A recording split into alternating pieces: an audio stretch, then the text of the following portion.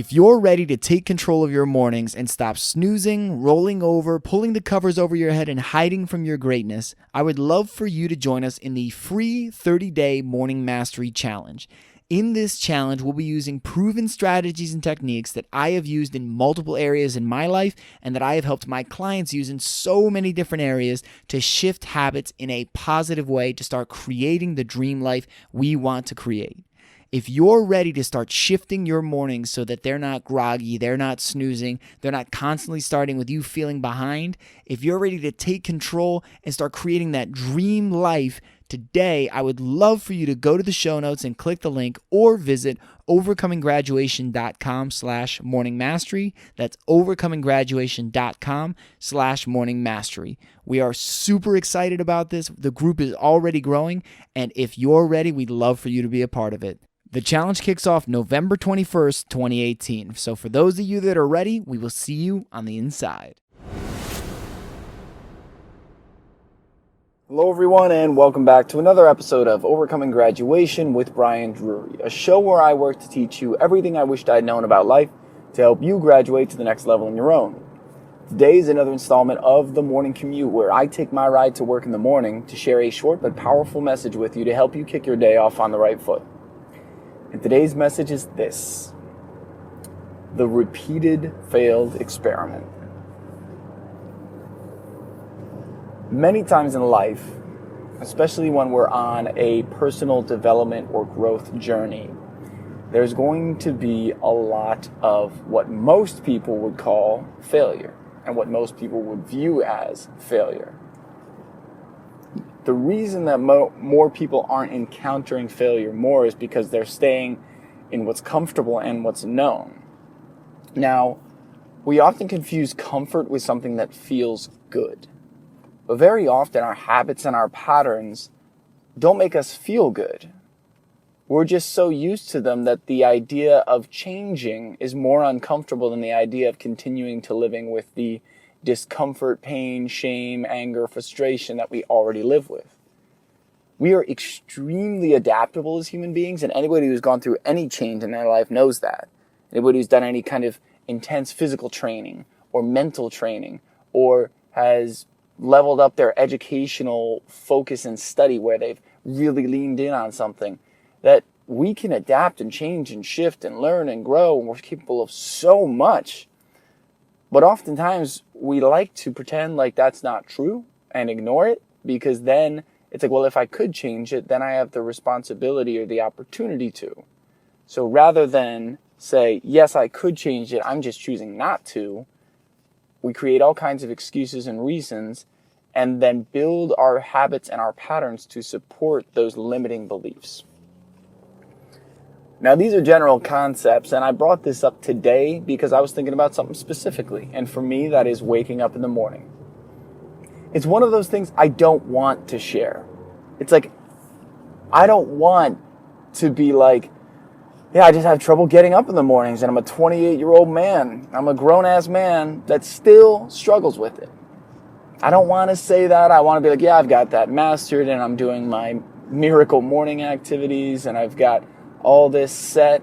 And the thing is, guys, sometimes I do. Sometimes I do have fantastic, crush it, killer mornings. And other days I fall back into old patterns and habits. The reason I don't want to share it is because my ego goes, oh, well, no, they won't respect you. They won't take you seriously. Like, what kind of guy doesn't have his shit together here? Really? Come on, man. Like, that's so easy. That's such a little thing. It's just all of it. Like, when the alarm gets off, just get up. Or when the alarm goes off, just get up. That's all you have to do. This isn't pulling a truck behind you. This isn't writing a 10,000-page memoir. Like, that's where my self-critic comes in and goes, dude, really? That's your struggle? But the reason I am sharing it and the reason I want to share it is because I'm not afraid of that truly, of people knowing or seeing my flaws or my perceived inadequacies or my vulnerabilities. My ego wants me to be afraid of that, but I'm not. Like, deep down, like in my heart, I know I'm not. And here's why. is because I know my vulnerability with others frees them to be vulnerable as well. And if I ever tried to put on a facade or a face that I was some kind of perfect person, that, oh yeah, I coach people, so I've got all my shit together and that's why I'm able to coach, that creates barriers and obstacles for people to become coaches themselves or to serve or to help others, because they believe that they need to, quote unquote, have their shit together in order to do it, which is complete bullshit.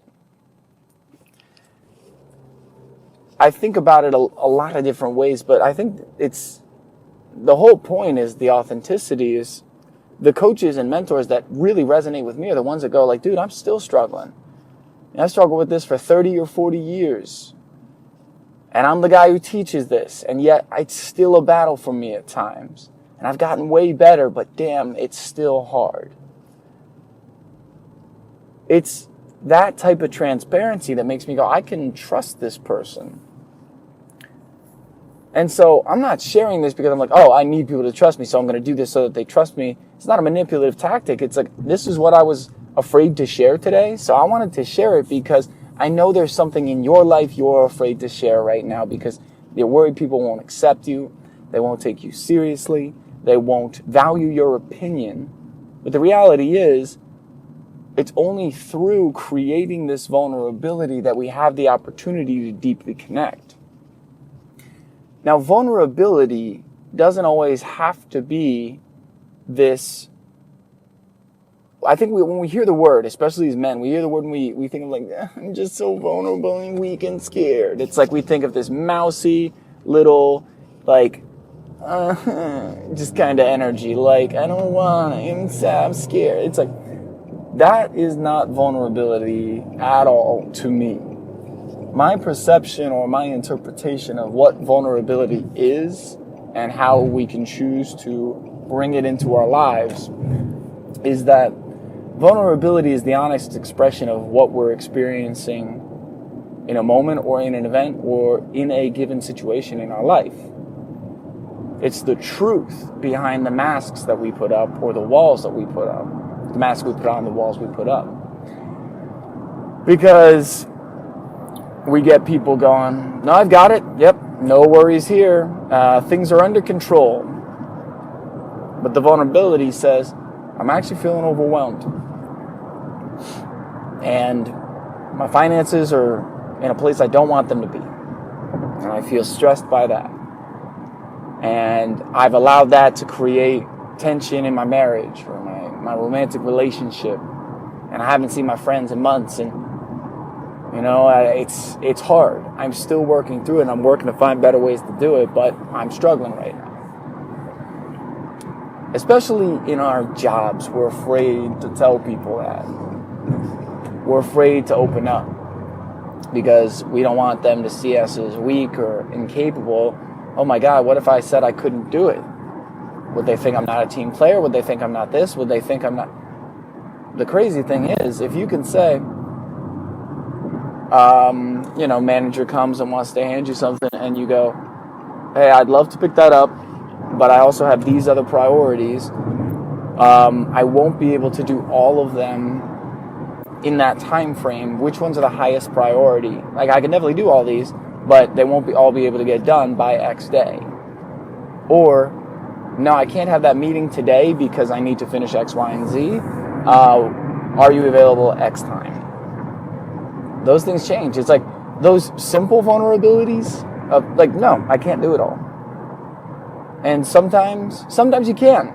Sometimes you do pull off the miracle worker, Mickey Mouse wearing that magic hat back in Fantasia, and you wave a wand and suddenly everything's done. You're like, how did you do it? But as anybody who pulls those things off knows, it's generally just through a lot of work, a lot of effort, a lot of time.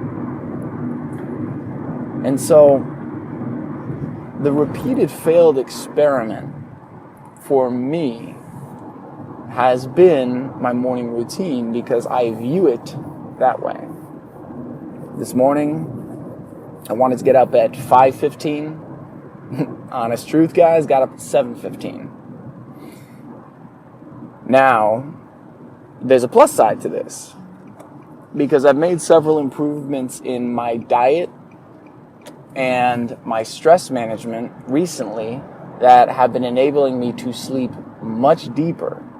I've cut my caffeine to a half or a third of what it was. I've gotten back to journaling and meditating and incorporating physical activity, making sure I have it every day. That's my normal routine, but there have been a couple points where I missed a couple days in a week. And when I went like 3 days in a row without exercising, I was like, why is it so hard to sleep? And then I had one really good workout and slept like a baby. And I was like, okay, all right, linking these things together. So there is a plus side here that, hey, I'm sleeping much deeper now. And I'm not having certain issues that I was having before because I'm taking care of the things that were creating those issues. So you see there's some balance here. And there's definitely growth. And I could just focus on, fuck, Brian, 7:15, really? Really? That late? My God, man, you're scrambling to get to work. You said you'd be in earlier today. These are all things that have been running through my mind this morning. Or I can go, okay, man, you went to bed around 11. You wanted to be in bed around 9:30. And you know you need more sleep than you've been getting. Okay. So let's just focus on how do we set ourselves up starting right now throughout the day to make sure that's possible tonight. Because all we're doing throughout our lives when we're trying to change habits or bring new things in or experience new things is to try and fail and try and fail and keep trying. And then we kind of succeed. And that worked a little bit, but we want a little bit more. So how do we tweak that to get that full result that we're looking for? And I have heard my coaches say, and I've said many times on this show, failure is a decision, because a lot of people say, well, I failed at that because they tried once and it didn't work out, they didn't get results, or even if they tried a couple times.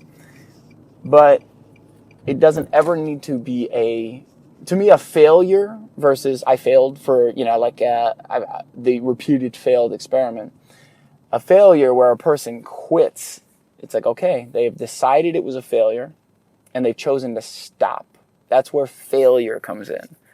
If it's a repeated failed experiment, it's like, okay, didn't work. Like, science is all about iteration.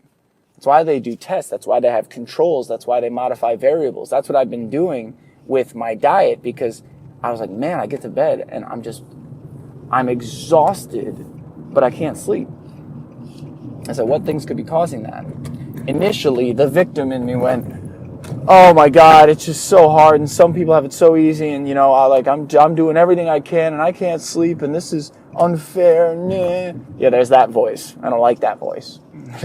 I do everything I can to catch that voice and not listen to that voice, because it was like, well, Brian, you're drinking a ton more caffeine than you've ever drank. Just because there's a barista at work doesn't mean I have to go see him every day. I'm not going to bed early. I'm not making it a priority to wake up. I'm not setting myself up to succeed. And it's like, so when I take that personal accountability, or that personal responsibility and accountability for it, changes the dynamic of the conversation. Because now I can say, what variables do I need to change to have this experiment succeed? And who do I need to become to have these results I want? Not who needs to give them to me and just make it happen for me, but who do I need to become in order to have these results show up in my life? Because that's the bigger question and the bigger game to play. So where in your life are you having a repeated failed experiment? And today, what's one variable you could change in order to either take a step towards success or to make that a completely wonderful, massive success, maybe even better than you expected? I love you guys. Thank you all for listening. Today has been another installment of the Morning Commute on overcoming graduation. Be sure to subscribe to the podcast if you haven't already by clicking subscribe on iTunes or on Stitcher. And if you would like to reach out to me directly, you can contact me at brian@overcominggraduation.com via email.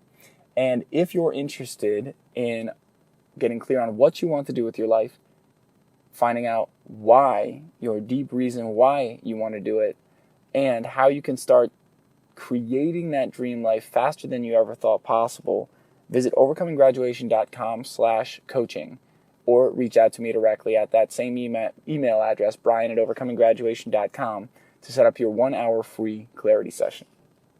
I love you all. Thank you all for listening. It has been great sharing this time with you. Go have a kick-ass day, and be sure to start looking at life as a fun experiment. Not as failures and successes, but just one new experiment after another. I love you guys. Go get them.